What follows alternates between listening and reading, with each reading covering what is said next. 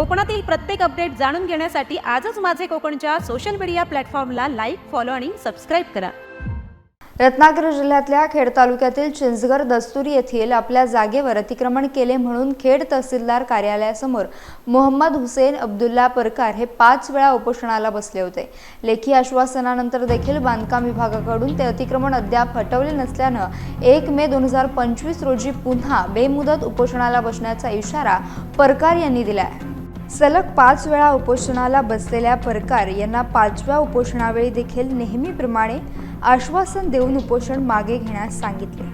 परकार यांच्या जागेतील अतिक्रमण ऑक्टोबर महिन्यात बांधकाम विभागामार्फत हटवण्यात येईल असे लेखी आश्वासन देण्यात आले होते, मात्र अद्याप त्या जागेवरील अतिक्रमण हटवण्यात आलेले नाही। याउलट वर्षभरापूर्वी झालेल्या अतिक्रमणामध्ये वाढ झाली आहे।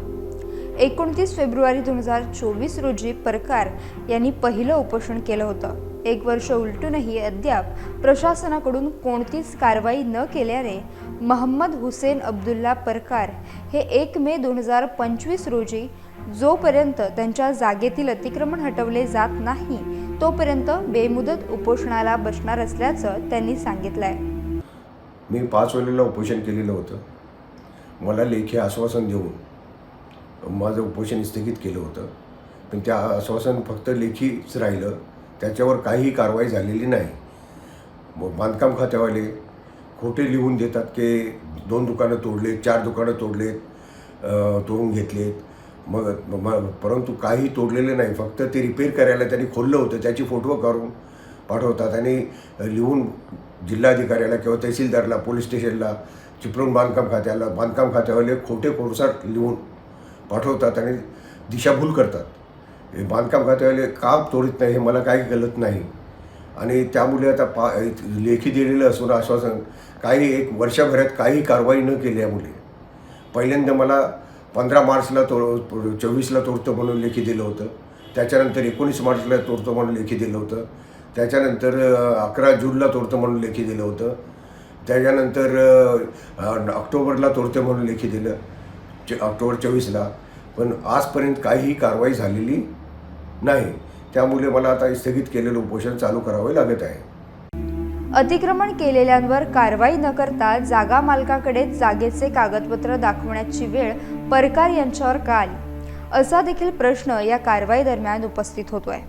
अतिक्रमण हटवण्याचे लेखी आदेश आले असताना देखील वर्षभरामध्ये प्रशासन अतिक्रमण हटवण्यास सपशेल फोल ठरल्याने अतिक्रमण करणारे आणि प्रशासन यांच्यामध्ये मिलीभगत असल्याचा आरोप देखील परकार यांनी केला आहे। एक वेळेला तहसीलदार, सर्व अधिकारी, बांधकाम खात्यावाले सर्व तिकडे माझ्या जागेत घेऊन गेले होते।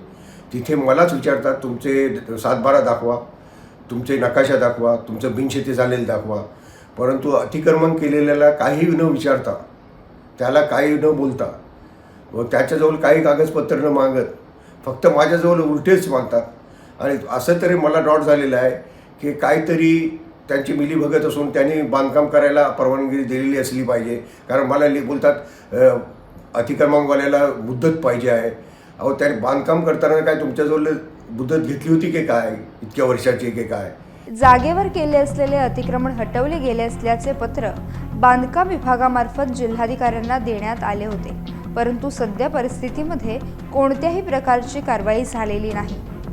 मला तरी असं डॉट झालेलं आहे की प्रशासन अतिक्रमणाला बांधकाम खात्यावाले मिळलेले असलेले पाहिजे, कारण हा मला तुझं फुल डॉट झालेला आहे।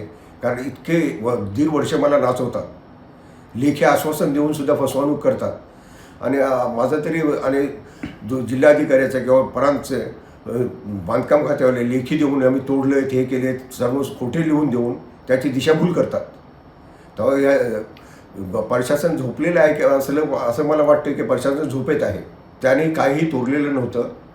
जेव्हा त्या अतिक्रमणवाल्यांनी पावसाला आल्यामुळे वरचं प्लास्टिक किंवा पत्रे काढली होती रिपेरिंगसाठी, त्याचे फोटो काढून मला दाखवले। तिथले गाले एकही तोडलेले नाही। आत्ता पण मी व्हिडिओ दिलेला आहे, त्यावेळेला पण मी व्हिडिओ दिला होता, कारण त्याही जेव्हा तोडले बोलल्यानंतर मी माणसाला पाठवली होती बघायला। मी उपोषणाला बसलेलो होतो, पण त्यांनी काहीही कुणी तोडलेलं नाही। बल्कि जास्त केले पण कमी नाही, कारण तिथे नितीन शिर्के याचं फक्त सब्जीचं दुकान होतं आता त्यांनी वडापावचं पण काढलं, त्यांनी बुर्जीचं पण काढलं, सर्वच त्यांनी काय तिथे केलं. परकार यांना सलग 5व्या उपोषणावेळी देखील नेहमीप्रमाणे आश्वासन देऊन उपोषण मागे घेण्यास सांगितले, परंतु यावेळी जीवाचे बरे वाईट झाले तर उपोषण मागे घेणार नसल्याचा पावित्रा परकार यांनी घेतलाय.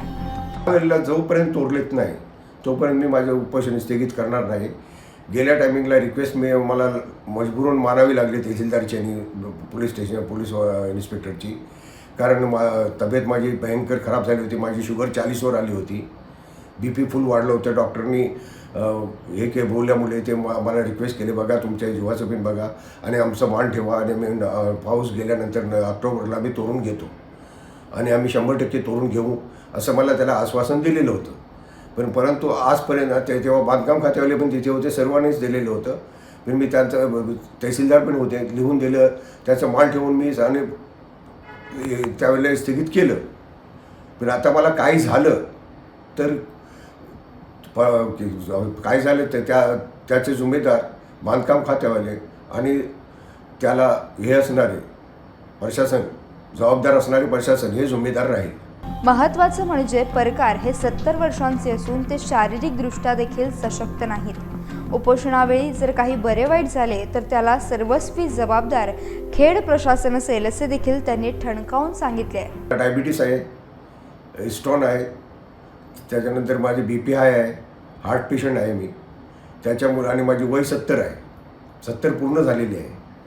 तरी माझ्या जीवाचा मला धोकाच आहे, कारण मी आता धोक्यातच जीव टाकून मी उपोषणाला बसणार आहे. 82 शुगर आहे म्हणजे सकाळपर्यंत अजून तुमची डाऊन होणार, तुम्ही जर खाल्लं नाही काय तर ना, परत तुम्ही चक्कर येऊन पडू शकता इथे. हां,